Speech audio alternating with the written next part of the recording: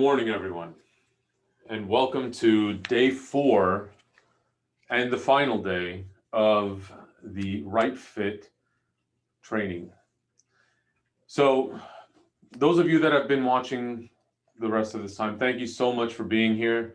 If you're watching this live in our Facebook group, welcome. If you're watching this live, hi everybody. Appreciate you all being here. And if you are watching this replay on our YouTube channel, The Morning Meeting, please don't forget to give us a thumbs up and hit the subscribe button if you haven't already done so. So Happy New Year, everyone. In a few more hours, it will be 2021. Hope everybody's been paying attention to the videos and has been starting to develop their plan in order to make their private home care business grow and accelerate. Today, we will be talking about caregiver retention. Zig Ziglar, I love his quotes. If anybody follows me on Facebook at all, you guys will know I am always posting stuff by him. You don't need to build the business. You don't build the business, you build people. Then people build your business. This is a fact. Many of you that are watching this have either been in business for a while or have had some experience on some level or another interacting with caregivers, or have had to work in other companies where you've had staff. Without staff, you have no business. Okay, and especially in this industry, without your caregivers, you will never be able to service your clients. Because as amazing as you all are, there's no way you can be your marketer, your manager, your schedule, your recruiter, and your caregiver. There's just no way. It's not going to work out well. Something's going to fall behind and your business will suffer as a result. So one of the things that those of you that have watched me in the past and that have seen me before, one of the big things you will hear me say regularly and loudly is, there is no caregiver shortage. You do not have a recruitment problem. You might not be able to get them in the door, and that is the functionality of recruitment. And please, shortly, the replay from yesterday, from day 3 of our Right Fit program, will be up on YouTube. Go watch that if you haven't seen it already. But the method to recruit is not bad. Bringing caregivers in is relatively simple in its core essence. You get the right ad, you make it easy for people to apply, and do your market research. Just pay better than everybody else. People will come, especially when we're dealing with certain income thresholds. People will go to where they're getting paid more money. People are trying to pay their bills. If I am paying you $15 an hour and I'm giving you, 40 hours a week, you're making $600. $600 a week translates into roughly $2,400 after taxes, about $1,800. So what happens? $1,800 a month. If I have $1,600 worth of living expenses, that leaves me about $200 for, bills. So I'm squeaking by. So if somebody else down the street is offering $1,550 an hour, hey, guess where half my staff is going to go if I'm not treating them right? They're going to go to where they're going to make more money. Now, when we're talking about the home care industry specifically, here things get a little more complicated because most agencies, in order to avoid overtime costs, and especially with the Labor Department regulations that were passed a few years ago, where we have to pay the travel time between client A and client B, people are limiting the amount of cases they're willing to put their caregivers in. All right, that becomes now, instead of 40 hours a week, your average caregiver is only working 28 to 32 hours. They're barely making full time. So I promise you, your caregivers are working for multiple agencies. So now here's where the issue comes in. How do we retain our best caregivers? Because that's really what it comes down to. All right. It's not about making sure your caregivers never work for someone else. It's about making sure that when you need your caregiver, they stay with you, that they love working for you so much that they will tell their equally qualified or harder working caregiver friends to come and see you. Those of you who may not know, I've been in the home care industry, since I was 15. I'm 44 years old.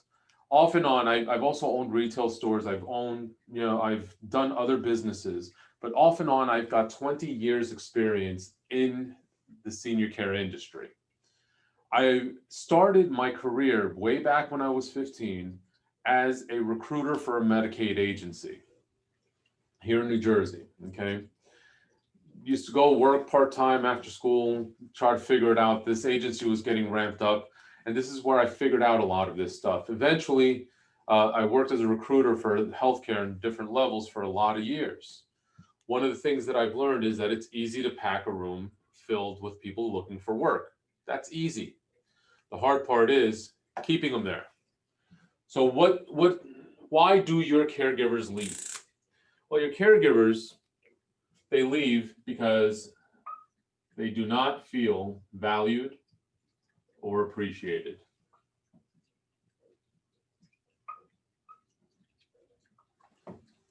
Does this mean that they need more money? Anyone watching, if you want to, feel free to leave something in the text boxes, in the comments. Do you really believe your caregivers leave over money? Okay, see no. I see, okay, someone has put down the comment that I have stayed making peanuts because I loved my boss. Okay, yeah, that's basically what it comes down to. All right, if you love where you work, you will stay for more money. Okay, you will stay for less money, I'm sorry. All right, and this is what it is. Do you have, as part of your plan, a retention program?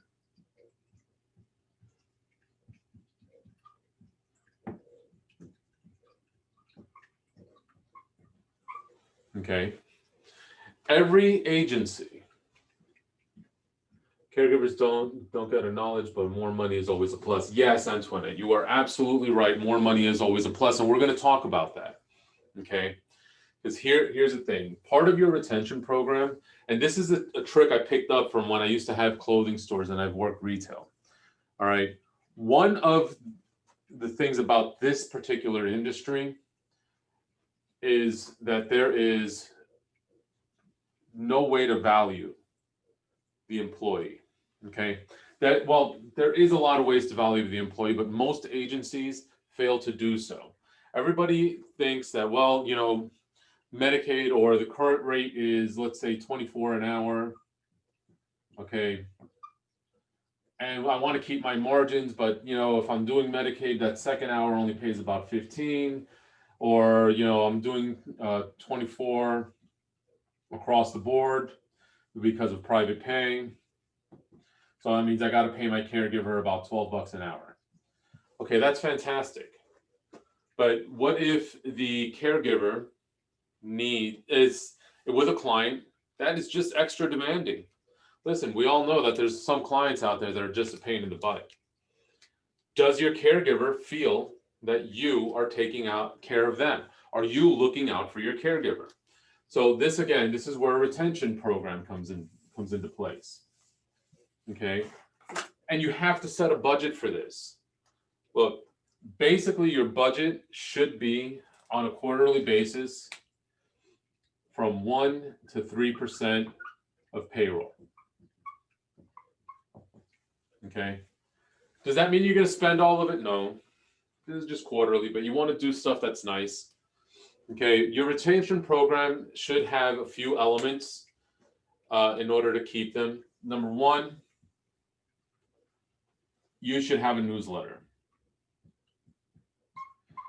Okay. Yesterday, when we were talking about recruitment, one of the one of the suggestions I made is that your application should have a way for you to collect email addresses.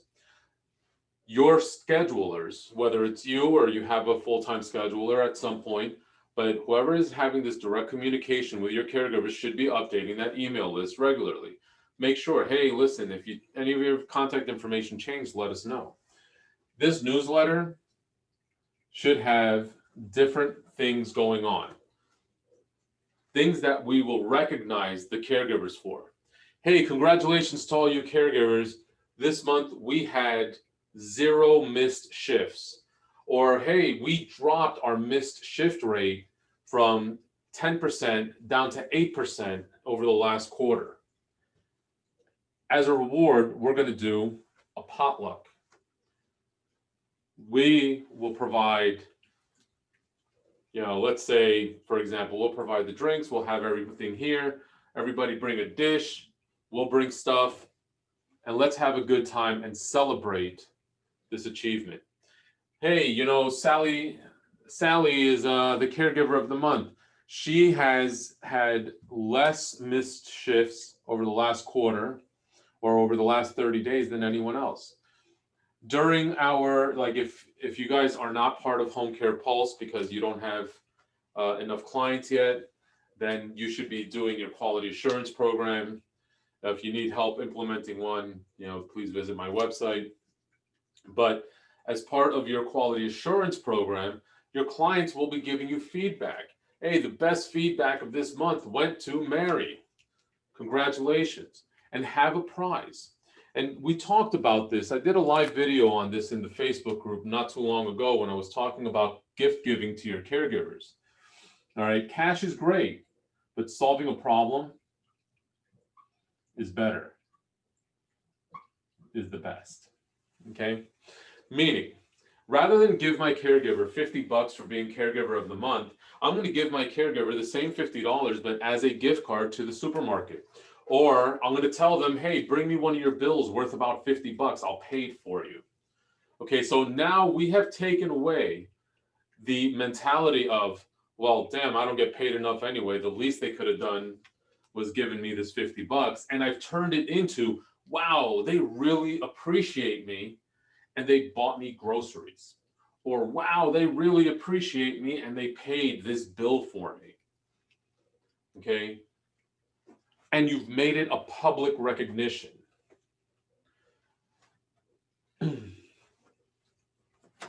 Another part of the retention program that I do believe a lot of agencies miss out on an opportunity.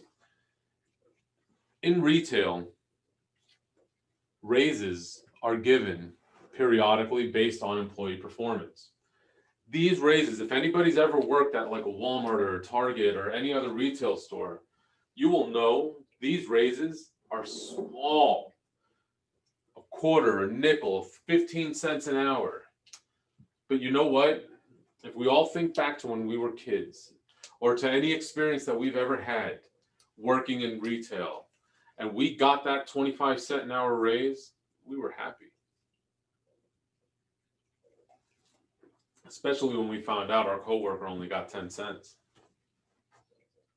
Same thing, same mentality applies with caregivers. One of the biggest complaints I've had, and I have talked to over my career, thousands of caregivers across the country, right? Either directly for research purposes or indirectly just from casual conversation. And one of the biggest complaints has always been, I've been with the agency for X amount of years and I only get a raise when minimum wage goes up. Or I only get a raise when they raise their prices. Where's your recognition? So how you pay your caregivers is important. And it can go into whether or not they'll stay.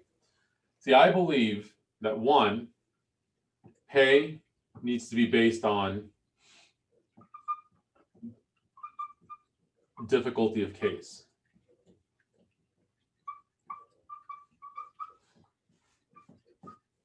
With base rate.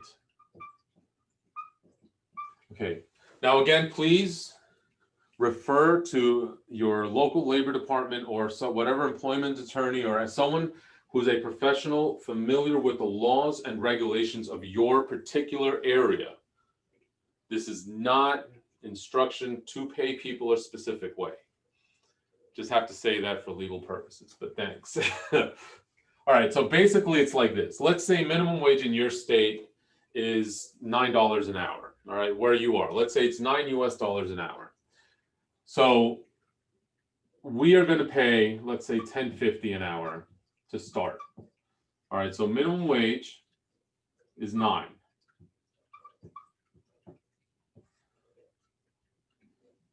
Our pay base, okay, is $10.50. But let's say we have a client that requires a Hoyer lift. Okay, so we're going to add 25 cents an hour. Let's say it's an overnight shift, 25 cents an hour. Let's say it's a client that, it's an overnight shift, but the client wakes up frequently. That might be 50 cents an hour. And things like this, we add on. But what all of this has to do with managing expectations, okay? If we tell this when we go to hire our caregivers at orientation, that this is how we pay. Like, look, everybody starts off at $10.50 an hour, but we pay you based on the difficulty and needs of the case. So for this case that we have you on, you might only make $10.50 an hour. But if another case comes up and this one's more difficult, you might end up making $12, $13, $14 an hour. And then we'll reevaluate when we go back to your case.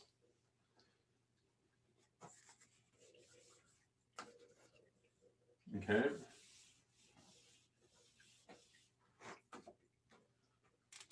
You should also be doing periodic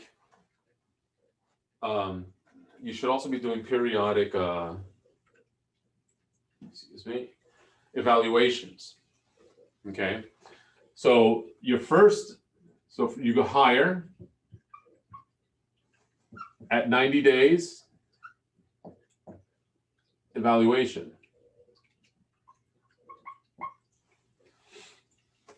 At that point, you consider them for a raise depending on performance.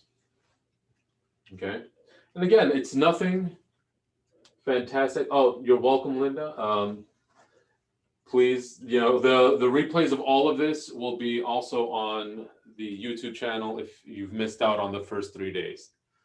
All right, so at the end of 90 days, you do an evaluation. So let's go again with the $10.50 start rate.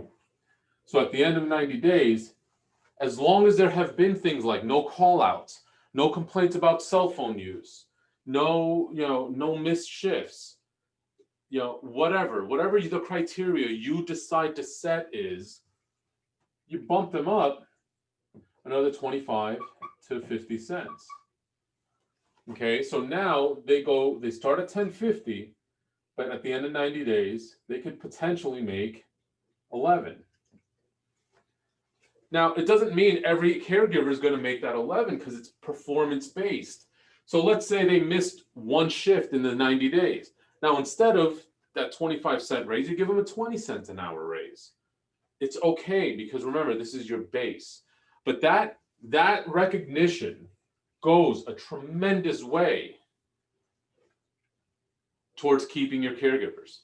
The same with annual evaluations. When you do your annual performance review, you have to make sure that you're not just saying, great job, here's a peach cobbler for all your efforts over the last year. No, recognize them. All right. And this is all ways that it works. So far, we have Employer of the Month.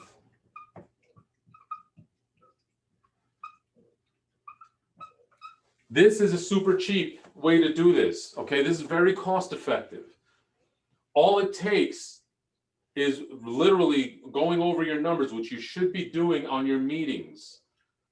Okay, look at your missed shifts, look at your client evaluations, look at your quality assurance reports. all of this goes into play. And as long as the caregiver is doing right, you have an employee of the month. Here's the thing, MailChimp is free. You could send up, you have an email list of up to 2,000 people on a free MailChimp account. Okay, so you know how long it's going to take you to accumulate 2,000 caregivers active that you're going to be sending this out to? It's a very long time. I've worked with agencies making 7 figures, 10, 12, $15 million annually, okay? It's hard to get up to run out of the amount of space for a MailChimp account, believe me. You know, another thing, potlucks. It just sounds corny, but please believe me, this works. Your caregivers will greatly appreciate this. Okay, they need that sense of community, feeling, belonging. Another thing you should be doing, okay, is communicating.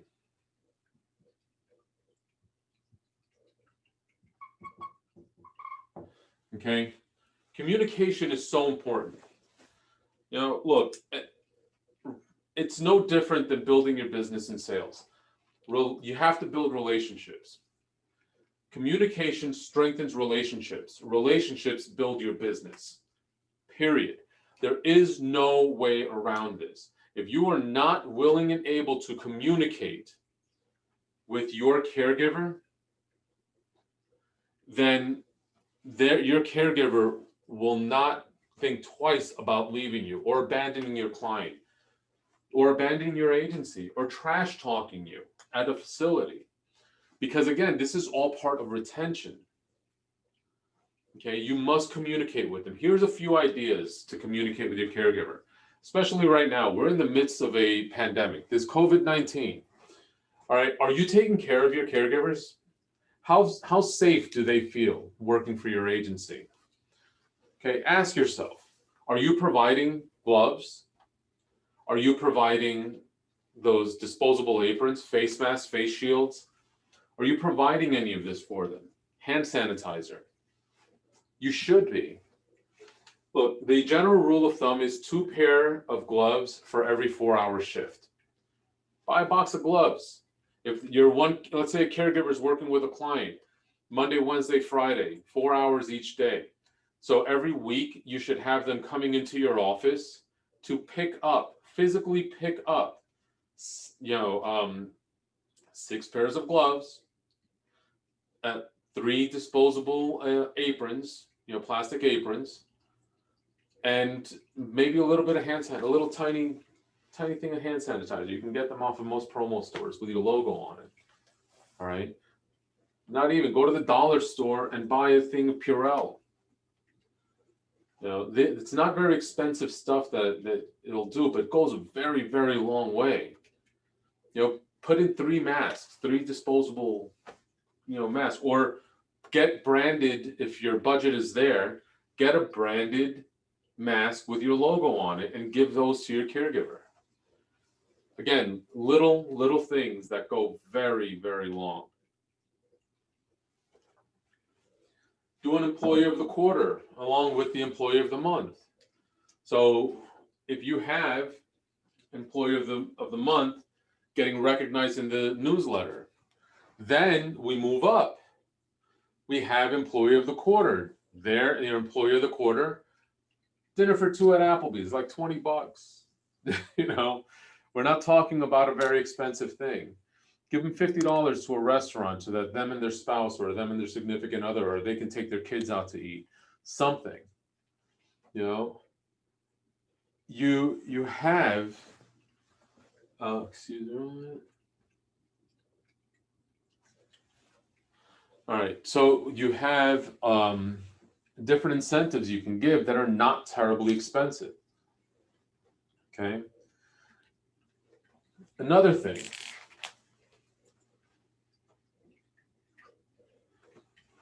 When it comes to retention,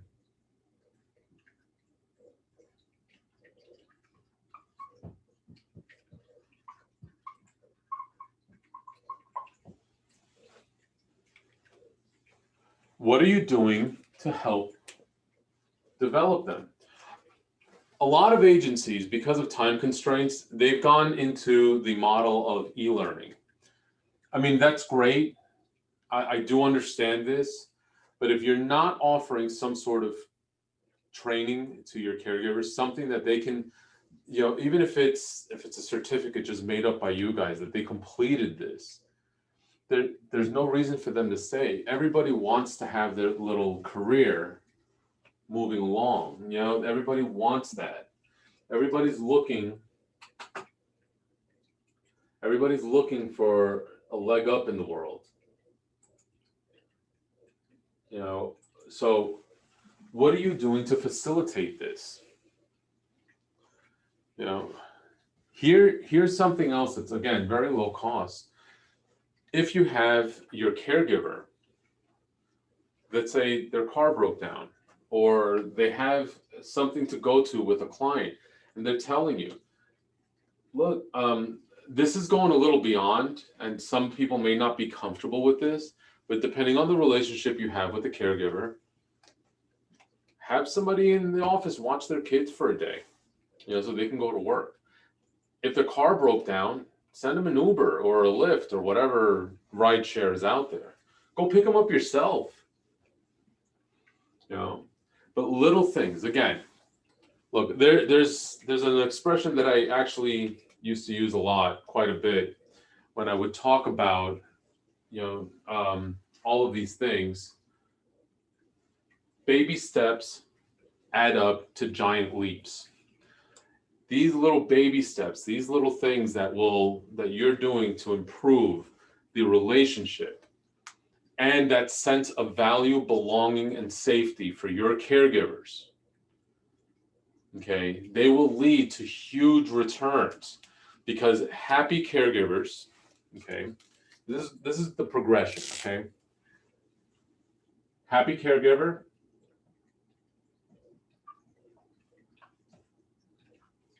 will lead to happy clients.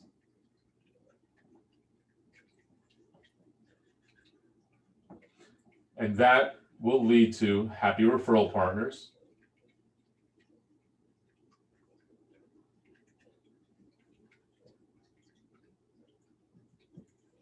And that will lead to more money. Okay, that's it. These things all add up. Okay, help your business. Start formulating a solid retention policy.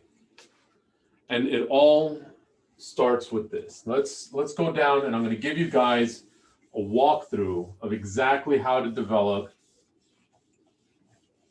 step by step, an effective retention policy. Okay. Step one, set expectations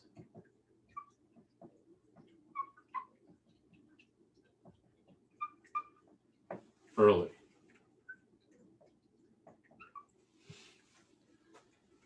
Meaning, before you hire that first caregiver, if you have somebody in the office helping you manage your business, set the expectation early. This is how I, as an owner, expect you, as my staff, to interact with and deal with caregivers.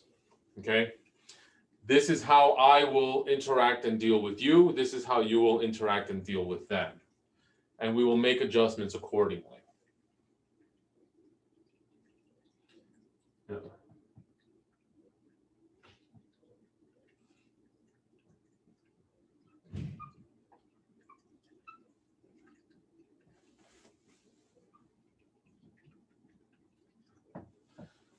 Make sure they actually know what these expectations are. Okay? Your orientation when you hire caregivers, they've been hired. You're now going to bring them in for orientation. That needs to be in person. Because of everything going on with the pandemic, I understand social distancing and precaution is a must. So if you do not have the space available to do a properly distanced orientation, use Zoom. It is free for up to 30 minutes. You can share documents, you can share resources, they can view things. Make sure that they are receiving the policies and procedures. Make sure that everything is being covered with them. People do not like ambiguity. If you leave it up to me to guess what you're thinking, I'm going to guess what is most convenient for me, not what is most beneficial to you. So if you are not setting clear expectations and you're not letting people know what these expectations are, you're going to have a retention issue. Nobody likes to go into work and say, well, these rules apply to me, but not to them. Or these rules, they never enforce this, so I'm going to do whatever I want. Or, this is a bunch of crap. People enforce things when it suits them. None of this works out well for you, okay? Be clear. Set expectations early. And be consistent. Okay? That is it. That is not it, but these three things are the foundation of your retention program. The next thing is have a budget.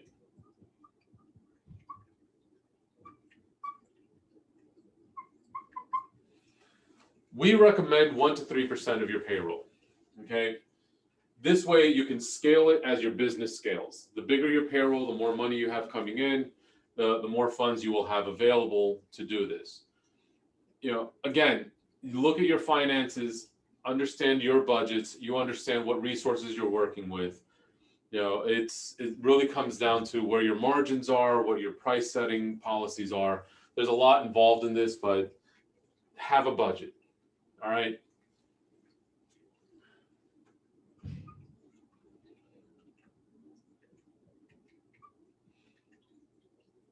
Actually, next thing is create a plan.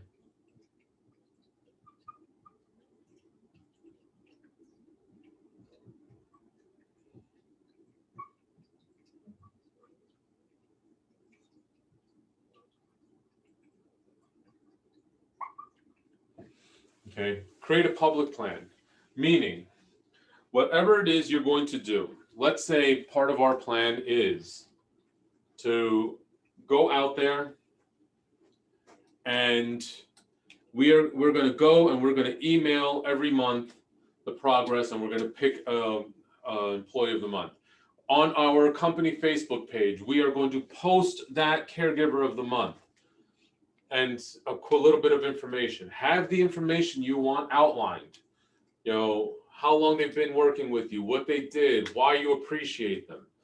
What is are you going to give a prize or not for that monthly? Are you going to set up the quarterly? Whatever it is, you have to make it known, okay? Everyone in your office needs to be on board. Your caregivers need to know what to expect, okay? This is what it is. And the last thing is communicate. Communicate. I cannot stress that enough. Again, communication builds relationships, and relationships are what's going to build and grow your business. From a sales perspective, from a quality assurance and client relations perspective, or from a recruitment and retention perspective.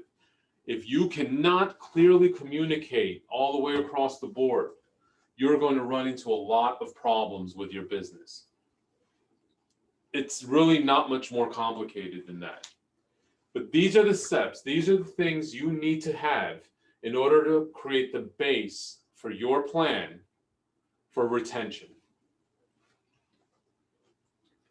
Set your expectations early. Make those expectations known and clear. Be consistent on enforcing them. Create a budget for your retention. Make that plan known and make it public. Let everyone know what's happening. And communicate often, communicate regularly. If your caregiver have open office hours, whatever it is you need to do. If your caregiver wants to come in and cry on your shoulder, if that's your thing, deal with it, but have a way for them to communicate. Encourage communication between your nurse and your coordinators and your field supervisors and your caregivers.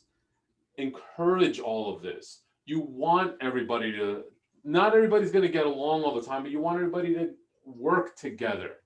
You want them to feel like they belong. Discourage cliques. This is another big one. Actually, I'm going to add this in. Discourage cliques.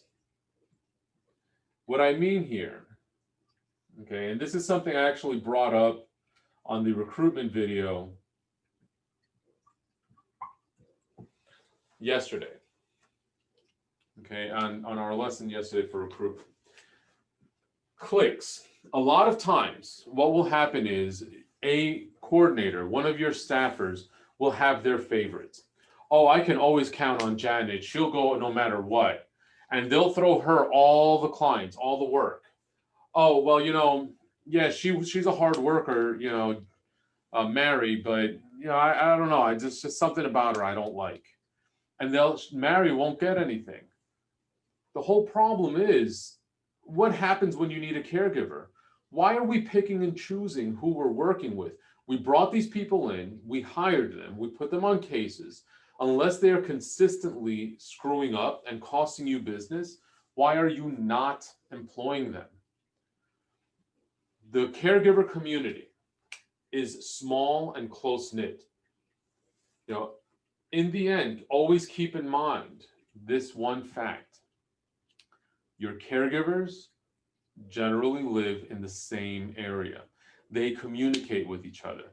If I work for you, it doesn't mean I'm not working for 3 other agencies trying to pick up shifts when I can. All right. It does not mean that I'm not going to go to another agency, and when somebody tells me, oh, yeah, any other agency that's hiring? And I'm going to be like, hey, yeah, don't go to XYZ agency. They're on some BS. The coordinator there doesn't like to give out shifts unless they like you. And that's going to cost you money. Okay, because when the time comes that you need a caregiver to fill and staff a case, or if you have a caregiver that is great in facilities and you get a staffing contract because that's something you're going to pursue at some point, what happens then? What happens? What do? You do nothing, because you have not been setting up a retention plan that's going to keep your caregivers there and working and happy. Okay? And that's it. Have work available for them. If you don't have work available for them, communicate with them regardless. When work becomes available, don't leave people to the side. You know who's good for what. Okay? Avoid these cliques. All right? Well, thank you all. I appreciate your participation in the Right Fit training program. We will be hosting these periodically throughout the year. Some will be free, some not so much, but we'll play it by ear as time goes on. Those of you in the group are going to get a lot of this stuff anyway. I do share most things into this group. I am going to ask, if you haven't already joined the Facebook group, if you're watching the replay of this somewhere else on LinkedIn or on the YouTube channel, please, there's links in the description somewhere. Join the group. If you are watching this in our Facebook group, please invite others. We definitely appreciate the support, and we are trying to grow the group. Those of you who've been here from the beginning already know I try to give out as much valuable information as I can at no cost to you guys. I just want to make sure that you all succeed. Thank you for watching. Thank you for participating. You guys have a happy and prosperous new year, and we'll talk soon.